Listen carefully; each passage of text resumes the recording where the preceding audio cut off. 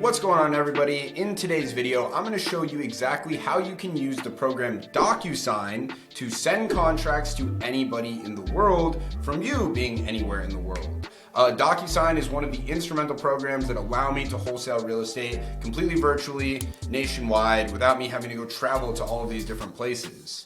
The first step is you're going to need a great contract to use. If you guys don't know, I actually give away the exact contracts I use every single day in my business absolutely for free. So I'm going to start there, show you exactly how to get that contract. First thing, you just go to my Instagram and you're going to send me a message with the word contract, okay? Contract, just as you can see at the bottom, scrolling below this video. You don't need to put the quotation marks in there. Once you send me the word contract, then you will get an email, or it'll lead you to a website where you can enter in your information to get the contract, and then we will send you an email that looks just like this, where I have the contracts, all the different contracts you need, including the purchase contract, the assignment contract, and I even include the exact sales script I use for free as well. If you haven't gotten the contract and you're confused about the contract, in the email you will get a link to a video explaining you the contract and walking you through it. So if that's something you're worried about, you can go check out that video as well. But this video is going to be focused around how do we actually get the contract and put it into Docusign so we can go ahead and send it to people. So first things first, once you get it, you're going to want to download the contract, as you can see there. And then you're going to want to go get signed up for Docusign, which I obviously have already done here. But once you've gotten signed up to Docusign, you have your Docusign account, you're going to go to templates and you're going to create a new template. Okay? You can name this whatever you want. I'm just going to call it purchase agreement. And then we're going to just upload that document that we just downloaded right here. Okay, so it's going to take the template. We're just going to upload it in. Now, we're going to need to add some recipients. So you're going to need 3 recipients on here. The first is going to be you, and this is just going to be called buyer. So you're going to type buyer up right here, and then you'll just go ahead and put your name. So I'm going to do my name, and then I'm going to do my email right here, right? Second thing I want to tell you about is this little button right here that is the signing order. And we are going to set the signing order, and it'll automatically just go right here, 1, 2, and 3. The most important thing is that you, the buyer or the wholesaler, is number 1, right? And is what this signing order means is when you send out this contract, it's first going to send to whoever's number 1. So when you send it, it doesn't send to all 3 people at once. It'll send to you. Then once you sign it, it'll then send to the next person, number 2 on the list. And then if there's a third seller, right, it would send to them after this second person is signed. And once all 3 people have signed, the document is considered complete. But we're going to go ahead, and here's how we're going to do our roles, right? We're going to have buyer, we're going to have it seller 1. You'll leave these blank because we don't know who our seller 1 and seller 2 is, right? Every single time you send a contract, you're going to be the buyer on it. But when you're sending this out to sellers, the seller's name and their emails are obviously going to change depending on the different houses. Also, I'm going to mention that when you're actually putting this into use, if there's only one seller, meaning there's only one person whose name is on the title of the property, you can just go ahead and delete this person, right? So it only sends to the 1. And I'll show you how that works in a second. But this is how you're going to want to set up the recipients. Then for the message, I like to do something like this. Complete with Docusign is fine. And I just like to call it offer for, and then I put in here address. And then I just know when I'm sending this out, right? Because when you use this template, I'll show you later, when you just click use this template, this is automatically going to pop up, and I'll just go in here and change this address to whatever it needs to be, right? And then for the actual message, I really don't ever put anything in here. Nobody reads it. Hey, I used to have stuff in there in the beginning, but because I always get contracts signed on the phone, I don't ever find that I need to have a message in here. So I don't put anything. Frequency of reminders, you can do every day, right? Because in case somebody doesn't sign right away, we want to make sure they're getting reminded once a day about it. So once you have this, you're going to press next, and here's where we're going to start putting in the fields. So one thing to keep in mind here, the way Docusign works is you get to adjust who fills out what in the contract, right? Now we want to fill out everything we possibly can, and the only things we can't do on their behalf are their signatures, right? So we are going to want to fill out every single part of the contract. So we're going to make sure that we're on our thing, which you should always be yellow, we're going to want to make sure we're on our part, and we're going to go ahead and start putting in some text box because we're going to need to put in the address, right? Every single time we're sending out a contract. And I'm going to go ahead and put 2 here in case the address is too long and we need to take up 2 lines. And then we also are going to need to put in the APN, so we'll put that there. Earnest money, that's also going to be something that we'll be putting in. So we just, as you can see, this is just all text boxes. We have all kinds of different things here. Right now, we're only dealing with text boxes. Purchase price, that'll be something we'll be putting in. Close of escrow, this will be putting something we're putting in. A quick little tip here on the date, something that I do, that you can do if you want, is anything you put in the template is going to last. Right? It's going to be in there every single time you open it up. So I'm just going to put 2024 right here just because I know for this entire year, all of my close of escrows are going to be in 2024. But you don't have to do that if you don't want to. It's just a little something. Also, like if you have an escrow agent that you use every single time, you could just pre-fill their information in right here. But I change my escrow officers all the time depending on what state the deal's in. So I'm not going to fill in anything until we get to this next part. Oh, whoops, don't want that. Text box, okay. Now, parties, the seller. Here is where we're just gonna go ahead and we're gonna switch to the seller stuff and we're gonna put the seller's full name of both of the sellers, right? So when we put these here, it's just automatically gonna put whatever we put earlier. It's just automatically going to put their names right there so we don't have to fill that in. For buyer, we're just going to put our name, right? So it automatically fills that in. Inspection period, we're going to go ahead, put a text box. Now for the closing amounts to be paid as follows, there's a couple ways you could do this. You could just do a text box and you could just like put X's in here and that'll do. Or you can use these radio buttons, right? That you then can check. You want to delete this one, right? Radio button. All the closing costs will always be by buyer. So I'm just going to go ahead and check them. As you can see, it automatically puts 2. So I'm just deleting the second one so that they're just boom, they're already put in there. Now for this part, personal property to be included in the sale. This is where we're going to put a text box. We're going to make it bigger so it fits the entire thing, because we can put text in this entire thing. But we're going to want to change this to be a required field, right? We don't want this to be a required field because we're not going to be putting things in here every time. We want all of these to be required fields because they need to be filled out on the contract. Now, when we get to the bottom, this is time for initials. So we're going to put our initial because we're the buyer. But then we need to put the seller's initials. So we're going to go seller 1, put their initial. We're going to go down to seller 2, put their initial, right? Now keep in mind, guys, like I said, sometimes you're only going to have one seller. But at the beginning, I'll show you later, when you go to send this, you can just delete the second seller and it'll automatically delete all the fields for them, right? And I'll show you that in a moment. But on the bottom of every single page, we're going to need to put these initials here, right? But now we have additional terms and conditions. This is another thing that we're not always going to be using. So we're going to put in our text box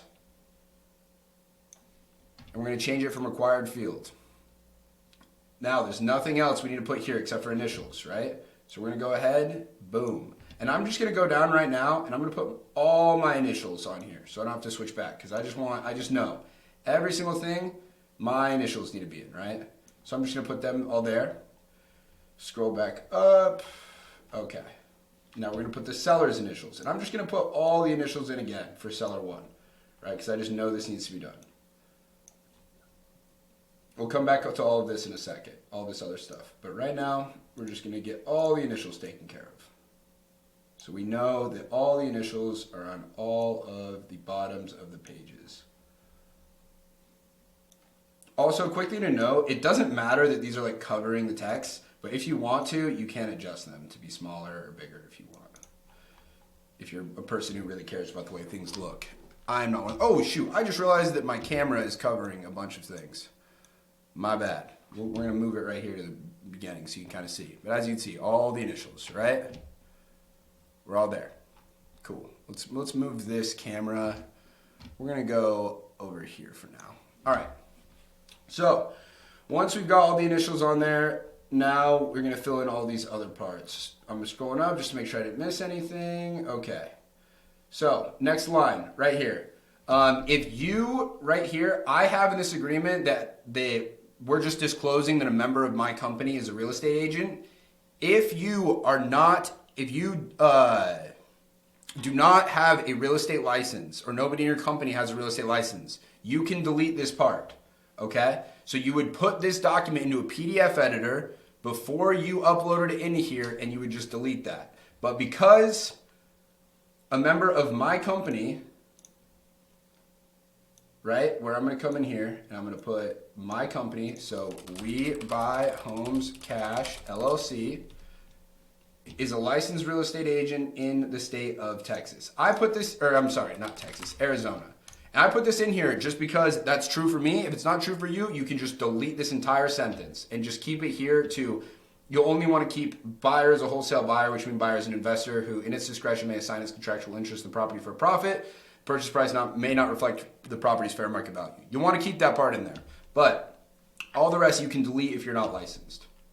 So next, we got to fill out this portion. First, I'm going to do mine. So first, approved by and accepted by buyer. All we do is go date signed and put that right here. Buyer's company name, you just would not put your company name here if you do not have a company name, okay? And we just put buy, and then we put our signature, and then its is where you put your title. So for instance, like I'm a member of my LLC, so I would just come here and put member. If you are just signing in your personal name, just ignore it. You don't need to put anything in this section. And then you're going to put your address here, right? So just whatever your mailing address is, you can put the address of your mom's house. You can put a P.O. box, anything. It doesn't matter here. You're going to put your email and your phone number. This is all for the title company to know how to contact you, right? So I would go in, and right now I would pre-fill my address. But I'm not going to actually put my address in here. You're also going to want to put your email and your phone number.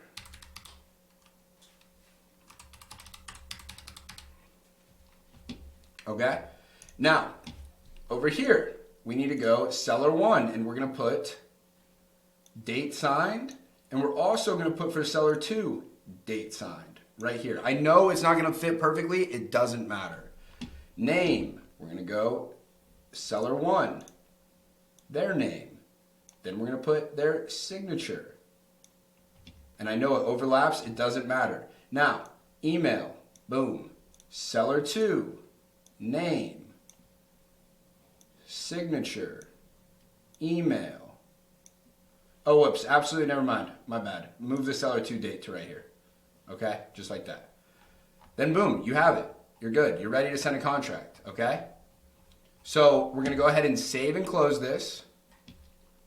And then once you're ready to send a contract,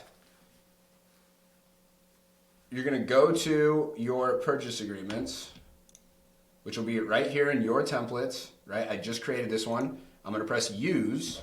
And so when I'm ready to send a contract, boom, immediately, it's got my name in there. I'm going to go ahead and seller, we're going to say John Doe, and he's going to be john@jd.com. And Jane Doe, it's going to be jane@jd.com, whatever, right? So as you can see, I'll come in, I'll put their address here, whatever. I'm just going to leave this blank. And then you're going to click advanced edit because we can't just send it right now. We have some other stuff we need to put in, right? So now everything's good. Perfect. Perfect. We're going to go next. Now here's where we're going to start filling everything out, right? So we're going to put the address of the property, right? And we just fill out all of these lines that we need to. We go look, find the APN and batch, whatever it was. Something, earnest money. You know me, I always do $100 earnest money. Purchase price, let's say we offered them $100,000. Close of escrow, let's say it's a month from now. All right, as you can see, we already have the date there. Escrow agent, we put in the escrow agent's name, everything. their name, the officer, their email. This is already filled out. Inspection period, we just want 20 days. The buttons already filled out. We don't need to fill out anything here. Don't need to fill out anything here, right? It's already got all my stuff filled in. Boom, boom, perfect. And then we're gonna press send, okay? Now, like I said, it's gonna send to me first, right? So now I'm gonna get an email that looks like this. Boom, sent a document, review document. Now, as you can see, all the stuff is there, okay? So this is like what they would see. So then I'm just gonna go here and I would initial, and initial, and initial, and initial, and initial. Now it's like, okay, this is required. So the thing is, because it's required, you're gonna have to fill this out, right? Obviously I would have filled it out before, but just for the sake of thing, I just went through fast.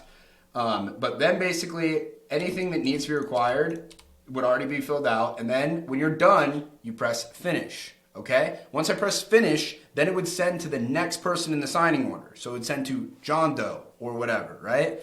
But that's how easy it is. This is, why I can send out a contract and it only takes me 2 seconds because I already have everything already pre-filled. I just need to enter in, the address of the property, the APN, my earnest money, the purchase price, close of escrow, whatever title company I want to use in the inspection period, and then I'm good to go. Then I just hit send, I go through, sign it, and it sends to them. But this is how I use Docusign to send out purchase agreements. Docusign is one of the reasons that makes it super easy for you to buy and sell properties all across the United States, right? Now, if you are still having trouble getting your first deal or anything like that, and you'd be interested in working with me one-on-one, where I will guarantee that I will help you get your first deal in the next 90 days, and if I can't get you your first deal in the next 90 days, I will work with you for free until I do, then go ahead, go to my Instagram, and send me a DM with the word one-on-one, and we'll see if you'd be a good fit for the program.